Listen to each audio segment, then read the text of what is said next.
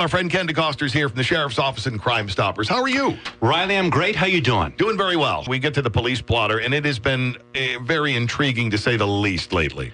It's just been shocking. Yeah. The clock tower incident fits that description perfectly. And Riley, that's knowing you, I think you reacted the same way as I did Saturday morning. I get up and check my Twitter feed, and my first thought is, oh, God. Again? Yeah. 1 killed, 5 wounded in gunfire during a birthday party at the clock tower late Friday night, early Saturday morning.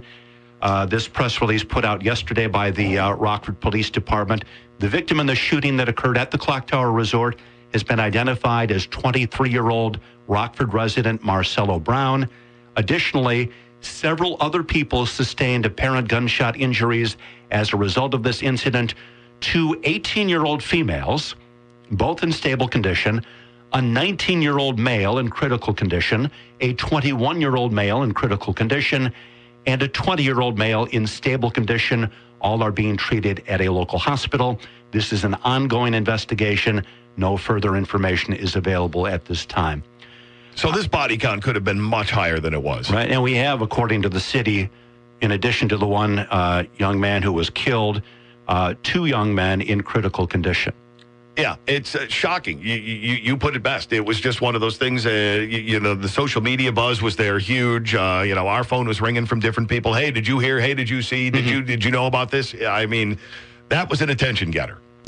Now, you have a 19-year-old daughter. I do. And I'm guessing that she's not going to be attending parties where gunfire breaks out. I'm hoping to God that's the case. It really is. I mean, it's bad enough when you have to sit down and discuss this. So, my dad never had to sit down with me and say, okay, here's what happened if the guns come out. Here's what happens if you see a heated dispute that results in someone pulling a weapon. That was never considered. But, back in that particular day, the worst you had to worry about was what? Maybe a first-class butt kicking if there was some sort of scrape? It's interesting, Riley, that you bring that up, because I had a conversation with my wife, Christina, in the wake of this incident at the clock tower. In my day, 30 years ago when I was a young man, if somebody had too much to drink, perhaps punches were thrown. Right. Perhaps you hear about stories about, there was a barroom brawl. Right. And things got out of hand and people exchanged punches. But it was all done by hand. Right.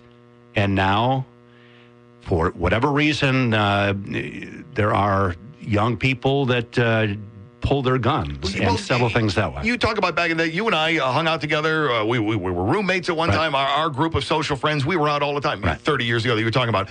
I don't believe we ever saw a gun come up. No. Never saw a knife come up. And never really thought of the possibility of it happening. I never recall any of us being in any scenario, and we were very active socially. I never recall anything where I thought for a second someone was going to pull a gun or a knife. No, it just was not even in the realm of possibility. Saw words exchanged, saw punches thrown, saw people shoving, that sort of thing happened, but the guns and the knives didn't come out. Channel 13 did an interesting follow-up to this. One of their reporters, Reuben Jones, talked to one of our deputy chiefs at the Sheriff's Office, Dominic Barcelona, and the crux of the story is Rockford's no stranger to crime, but these past few weeks, some of the city's most violent crime has spread to many public locations. Right. In just the past 2.5 weeks, there have been 2 shootings at Cherryvale Mall, a drive-by at 20th Street and Harrison Avenue that sent 2 people to the hospital, an attempted carjacking outside Pancheros on Perryville Road, and most recently a shooting at the Clock Tower Resort that left 1 person dead and 5 others in the hospital. Chief Barcelona says, quote, crime has no boundaries. It doesn't matter if you're in the north part of the county, the south part of the county, east or west. And some advice, be aware of your surroundings. Yeah. If you see something that doesn't look right, before it becomes a problem, call the police. Eventually, people are going to be caught. You're going to have the footage. It's going to get out in a public place. More people are going to talk. And, pardon me, Riley, the beauty of social media and everybody having a camera or videotaping in public places, if I'm going to try to hold you up or mess with you chances are, hopefully, somebody else is going to videotape. Or there's a surveillance camera, or Right. your chances of being picked up on camera are huge. Yes, they are.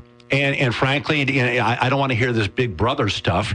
No. In public places, just be aware that chances are you are being watched. Yeah, and Big Brother it up in public places if that's what it takes. I'm not doing anything that I don't care that if somebody looks at a monitor and sees me doing it. So, and those of you who are doing things that would care, then stop. Mm-hmm. Just stop. But yeah, I have no trouble with that surveillance. Speaking of public places, Riley, Cherry Valley police are asking the public's help in solving a recent theft at a local business. Police believe a couple of suspects, a couple of young black males, are responsible for an October 10th retail theft at Sears inside the Cherryvale Mall. Police say the suspects fled in a green, four-door, 1998 Pontiac Grand Prix. Police say the suspect's vehicle has a sunroof and Illinois license plates P506151. Once again, a 1998 Pontiac Grand Prix, green four-door with a sunroof, Illinois plates P506151. If you have any information concerning the whereabouts of these two suspects, give us a call at Crime Stoppers, 815-963-7867, or you can call toll-free at 888-769-STOP. We're also looking for the following four individuals. 52-year-old Keith Taylor is a black male, 5'10", 190 pounds. He's wanted for domestic battery. 24-year-old Cody Rebel is a white male, 5'11", 150. He is wanted for theft. 45-year-old Jennifer Lewis is a white female, 5'8", 160 pounds. She is wanted for criminal damage to property. And finally, 33-year-old Fernando Martinez is a Hispanic male, 5'8", 170 pounds. He is wanted for domestic battery. If you have any information concerning the whereabouts of any of these four people, give us a call at Rockford Crime Stoppers, and you could be eligible for a cash reward. There you go. On rockfordcrimestoppers.com. Grab the app for your phone, and you can be ready to click and help in a moment's notice. Ken, always good to see you. Riley, thank you very much. Good to see you, too.